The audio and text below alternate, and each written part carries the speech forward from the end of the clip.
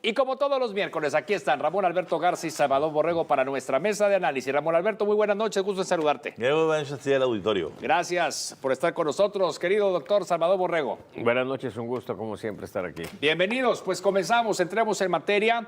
Otra vez en el municipio de San Pedro Garza García ocurre un hecho violento, un hecho de gran impacto, ahora pues de mayor magnitud por el hecho de que haya sucedido en un restaurante concurrido, domingo familiar, y pues ahí las autoridades pues brillaron por su ausencia, aparecieron minutos más tarde, ¿no? Pero ya cuando el agresor había escapado. Pero estos hechos que no se habían presentado así en medio de la gente, de hecho hubo 2 personas que también colateralmente tuvieron alguna lesión ocasionada por este mismo tirador, por este, pues sí, gatillero a todas luces. Ramón Alberto, entonces, ¿qué está sucediendo propiamente allá en el municipio de San Pedro? ¿Por qué es tan relevante hablar de este tema de inseguridad, particularmente por lo que ocurrió el pasado domingo? Gregorio, estamos pagando la factura de haber convertido en las últimas administraciones a San Pedro en el dormitorio de los jefes capos del narcotráfico en el norte de México. Tan sencillo como eso. Y no lo digo de oídas. Vaya, hace unos días el candidato alcalde de San Pedro Garza García por el PAN, el que va a ser, Mauricio Fernández Garza Sada, pues volvió a decir públicamente en esa entrevista que va a volver a integrar un grupo rudo, como el que hizo en su última administración, ese famoso grupo rudo que lo que hacían era pagarle 5 millones de pesos mensuales, que lo recogía un hijo de don Alfonso Martínez Domínguez, que terminó en la cárcel cuando se hizo toda la investigación.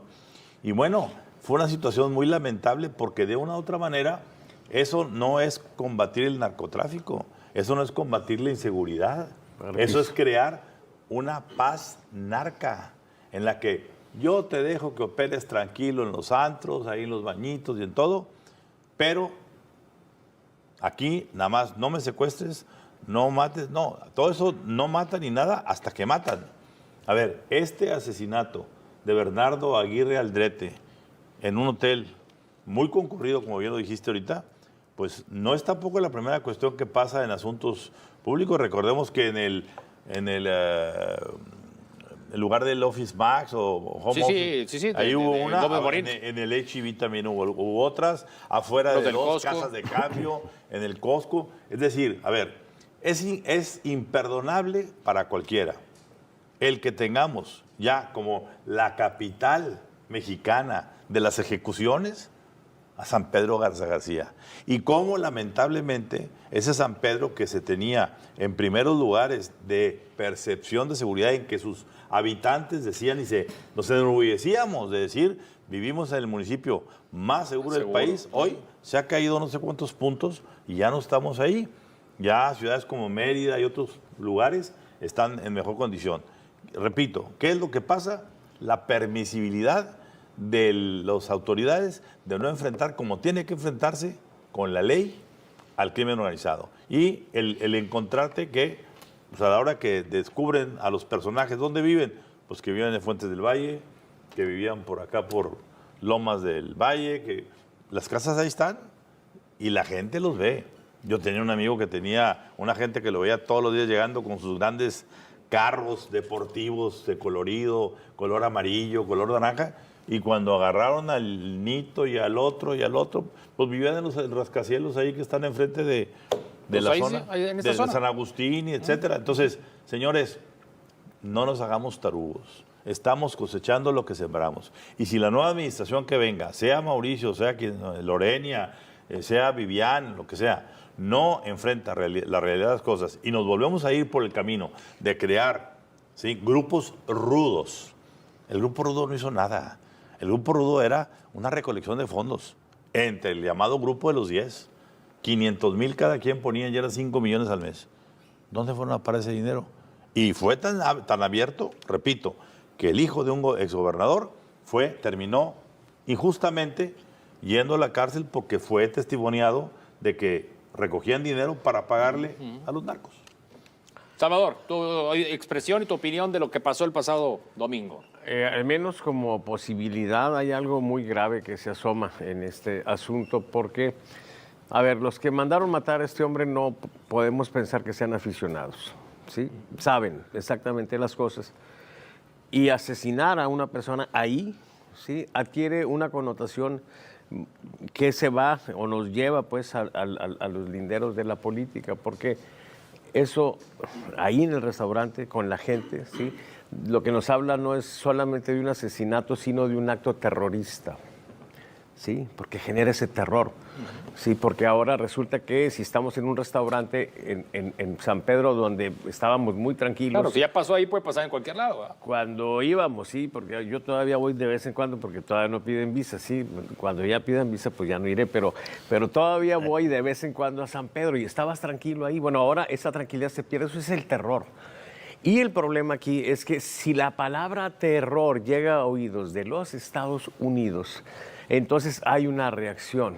Yo quisiera pensar que ha sido como muchas veces esto producto de la idiotez. Hay otra palabra más adecuada y más sabrosa, más sonora, ¿sí? Que normalmente le regatean mucho su rol fundamental, central, pues, en la historia, ¿sí? Pero ojalá que sea eso. Pero si no es así, entonces estamos hablando de algo realmente grave, de algo realmente serio.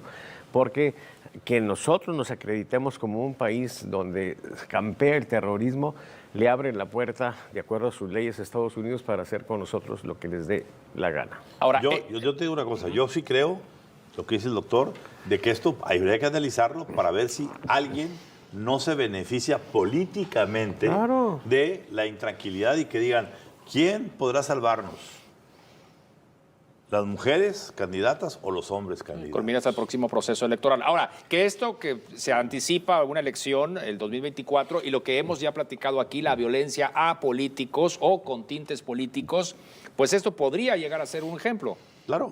A ver, de cuando aquí comentamos la semana pasada los asuntos de los asesinatos del cuñado y del sobrino de Ricardo Monreal y de David Monreal. En Zacatecas. En Zacatecas, pues después se ejecutaron al estilo del hotel aquí en San Pedro, en algún lugar allá, a un presunto operador financiero de alguno de los Monreal.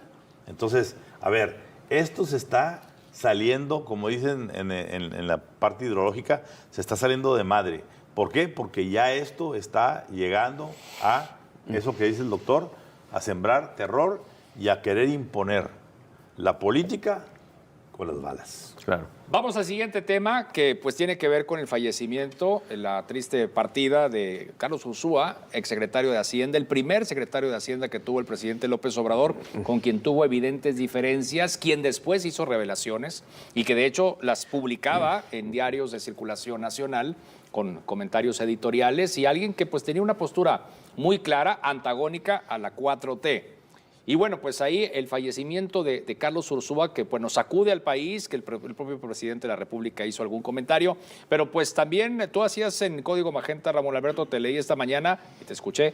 Muertes oportunas. ¿Por qué muertes oportunas? A ver, curiosamente en Morena, en la 4T, está ocurriendo que todos los que son legítima o ilegítimamente, ¿sí?, operadores del dinero, del cash y las cosas de Morena, resultan o ejecutados o misteriosamente muertos. Recordamos el caso de Carmona, aquí en San Pedro ejecutado, pues estamos diciendo, imagínate, una barbería de San Pedro, un restaurante de San Pedro, y vivía en San Pedro el señor, y ahí se juntaba con el ahora gobernador de Tamaulipas, y se juntaba con Erasmo González, el presidente de la Comisión de Presupuestos, se juntaba con Mario Delgado, presidente nacional de Morena. Ese personaje lo desaparecieron, lo quitaron del mapa, ¿por qué? Sabía demasiado. Viene Daniel Flores, aquel que se cayó en Veracruz, era el operador financiero del señor Adán Augusto López. Y 30,000 millones de contratos de Dos Bocas.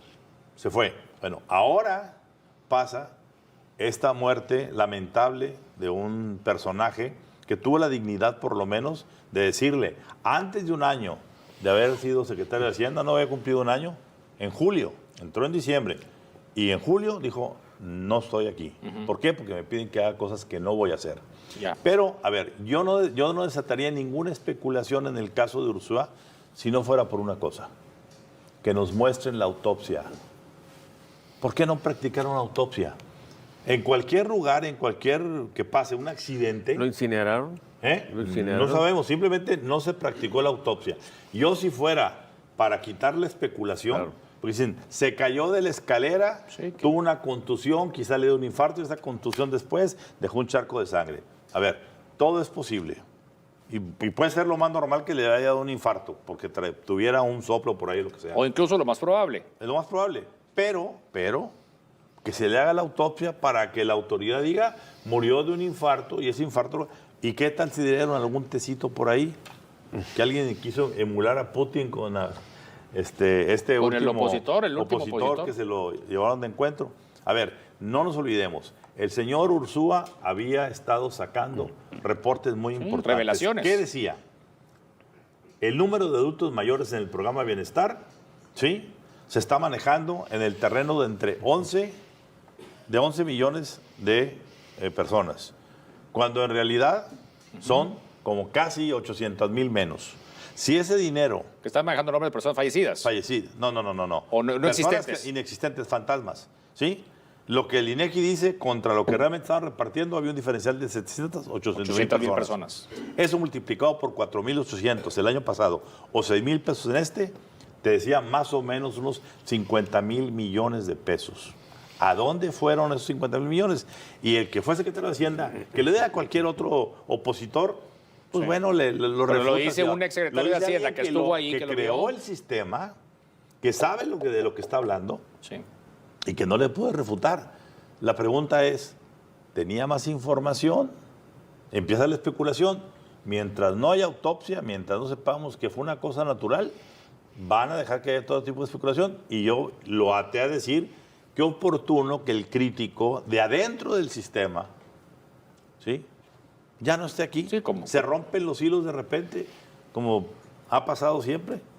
Muerto el perro, se acabó la rabia. Ya no está Carmona, ya no está el señor Flores, ya no está el señor Ursúa. Los tres manejaban dinero. Ursúa legítimamente y denunció, y los otros ilegítimamente. Ninguno para contarlo. Hay información, doctor. Sí, aparte es una información que coincide con la denunciada en el último libro de Elena Chávez. Sí, así es. La autora del Rey del Cacho. O sea, él viene a confirmar desde dentro esa acusación.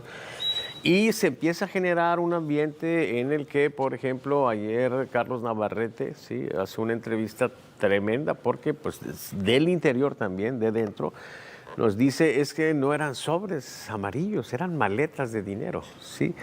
Entonces estamos hablando de años, casi 2 décadas, ¿sí?, de recolección de dinero, ¿sí?, importante, de diferentes orígenes. Y entonces resulta pues que pues va a llegar un momento en que tendremos que andar buscando no el tesoro de Moctezuma, sino el tesoro de AMLO, ¿sí?, porque seguramente hay mucho dinero por ahí.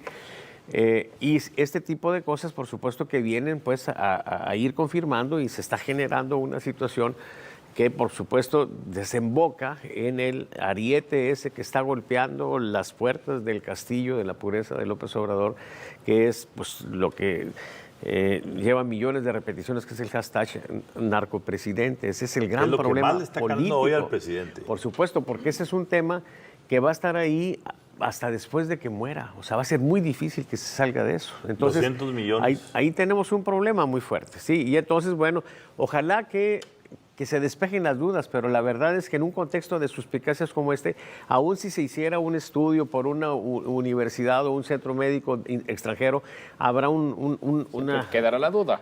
No, y la duda va a quedar porque si le hace caso a la Fiscalía de la Ciudad de México, pues es Morena. Y a la Fiscalía General de la República, pues es Morena. Claro. Entonces, ¿a quién se lo das? A una universidad.